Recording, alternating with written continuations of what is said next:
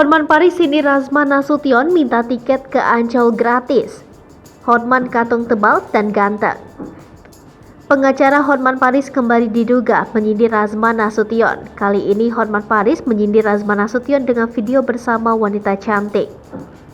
Si botak harus dengar lagu ini, tulisnya dilansir Instagram Hotman Paris Official.